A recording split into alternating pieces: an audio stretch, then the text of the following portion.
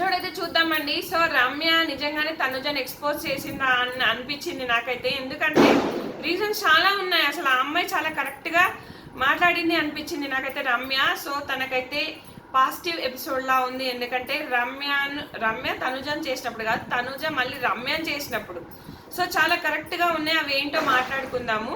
అయేషాని నువ్వు నామినేట్ చేయగానే అయేషాని ఎలా యాక్ట్ చేసుకుంటావు, అది ఫేకే కదా అంటది. నిజమే కదా, ఫేకే కదా అంటే నటిస్తున్నావు, నువ్వు ముసుగులో ఉన్నావు, నువ్వు డ్రామా క్వీన్, నువ్వు సీరియల్ యాక్టింగ్ చేస్తున్నావు అంటుంది. నిజమే అనిపించింది కదా నాకు. ప్రతి మాట నిజంగా ఎక్కడో కొట్టినట్టు అనిపించింది. సో ఇది కొంచెం పాజిటివ్ ఎపిసోడ్ పడేలా ఉంది అనిపించింది నాకైతే రమ్యకి. సో తను మాట్లాడడం తప్పే కావచ్చు, తను మాట్లాడిన మాటలు తప్పు కావచ్చు, అమ్మాయిల పిచ్చోడని అవన్నీ కళ్యాణి అనడం. కానీ మీరు ఒక న్యూట్రల్ ఆడియన్స్గా చూడండి, ఒక ఫ్యాన్స్గా కాదు.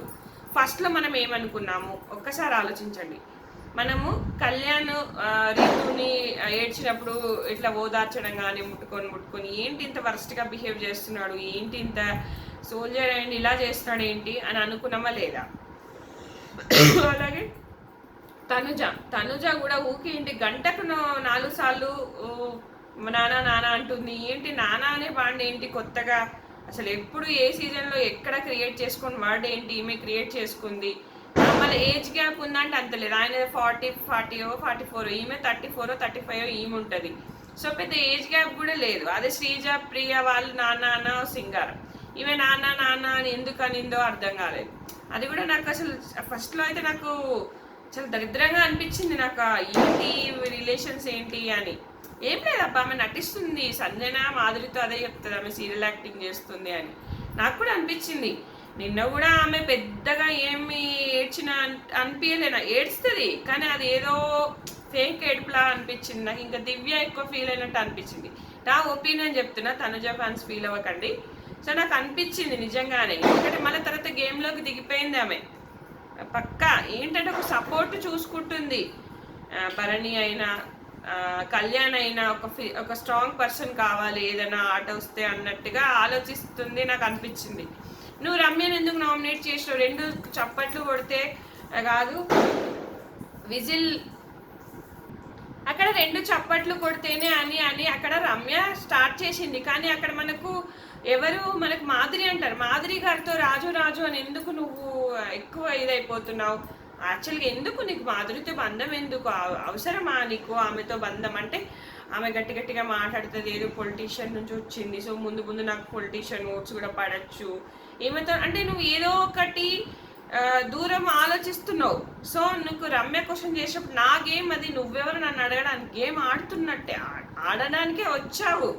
కానీ అక్కడ నువ్వు ఎలా ఆడుతున్నావు అనేది ఎక్స్పోజ్ చేస్తుంది కదా రమ్య.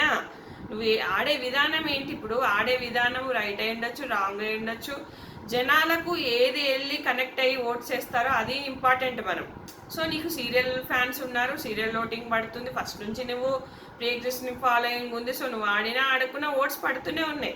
రమ్య ఏం క్వశ్చన్ చేసింది? నువ్వు ఇండివిజువల్గా ఆడినవా, ఎప్పుడైనా గెలిచినవా అంటే నేను లాస్ట్ ఆడిందొచ్చు కొంచెం తక్కువే, కానీ ఏ టాస్క్ అంత ఫుల్ ఫ్లెడ్జ్గా ఆడైతే గెలవలేదు కదా. నువ్వు కళ్యాణ్తో ఆడినప్పుడు కూడా కళ్యాణ్ పైన అరుపులే అరుపులు. నువ్వు ఇలా ఆడు, నువ్వు ఎలా ఆడు, పుట్టిగానే కోపం వస్తుంది నీకు.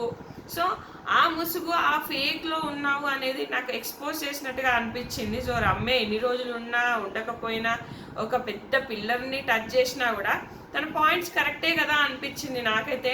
నిజంగానే అసలు డేర్గా అసలు ఎక్కడ కొంచెం కూడా తొనకకుండా వెనకకుండా అన్ని మాట్లాడేసింది. ఓపెన్గా అనిపించింది తనుజ.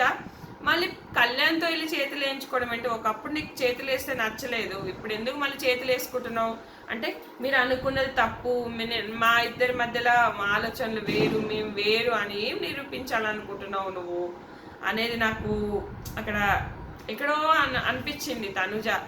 సో ఇక్కడ రమ్యని ఫేస్ చేయలేకపోయింది అనిపించింది ఎక్కడో. అదే ఒక మాట చెప్తా, అయేషాను నువ్వు నేను నామినేట్ చేసిన యాక్చువల్గా కోపం ఉంటుంది. సో నువ్వు హక్ చేసుకున్నట్టు అది నీ గేమే, కానీ అది ఫేక్ కదా. అదే చెప్తుంది రమ్య, నువ్వు ఫేక్ కదా, అక్కడ నువ్వు ఫేక్గా ఉన్నావు. నేను సుమన్ గారితో ఫేక్గా లేను అన్నాను కూడా అనను, గారు అంటాను. నాకు బాండింగ్స్ అవద్దు, నాకు బాండింగ్స్ అవసరం లేదు. సో మరి డీమాన్తో అయితే తిరుగుతుంది, అదైతే నేను అంటది. అది కూడా నువ్వు లవర్స్ పార్క్ కాదు అంటే మరి నిజమే కదా, డీమాన్తో ఎందుకు నువ్వు తమ్ముడు గిమ్ముడు అంటే అది బాగుండే కదా. రమ్య ఇక్కడ కూడా తప్పు ఉంది కదా. నువ్వు ఇక్కడ మరి డీమా నాకు తమ్ముడు లెక్క, అది లెక్క, ఇది లెక్క. ఇక్కడ సంజన అంటది 2 పులిహోరలు కనబడుతున్నాయి, నాకు 2 పులిహోరలు కనబడుతున్నాయి అని అంటది. మరి అదేంటి మరి? ఇప్పుడు రమ్య కూడా నువ్వు 5 వీక్స్ చూసి వచ్చినావు అంటే వాళ్ళు తప్పులు ఎతుకుతున్నావు. సో నువ్వు ఈ ప్లేస్లో తనుజ ఉన్నా, తనుజ ఎవరు ఉన్నా కూడా నువ్వు బయట నుంచి చూసి వస్తే నువ్వు ఖచ్చితంగా తప్పులు ఎత్తగలవు. ఇప్పుడు అయేషా కూడా రీతు తప్పులు ఎతుకుతుంది, పక్కా. నిజంగానే వరస్ట్గా బిహేవ్ చేస్తుంది అయేషా. కానీ అయేషా ఎంతవరకు కరెక్ట్గా ఉంది? ఇప్పుడు కూడా మేము అదే అనుకుంటున్నాం, అయేషా ఎంతవరకు కరెక్ట్గా ఉంది. ఎందుకంత ఏందే అని మనం మాట్లాడబట్టే. ఇక ఆమె ఏం మాట్లాడతావో చెప్పి ఇక రీతుని లేపుతుంది. లిటరల్లీ రీతు గ్రాఫ్ పెరిగింది. నెక్స్ట్ వీడియో ఓటింగ్ అనాలిసిస్ వస్తుంది, మార్నింగ్ అప్లోడ్ చేస్తాను చూడండి. రీతుది ఓటింగ్ చాలా బాగా పెరిగింది అబ్బా.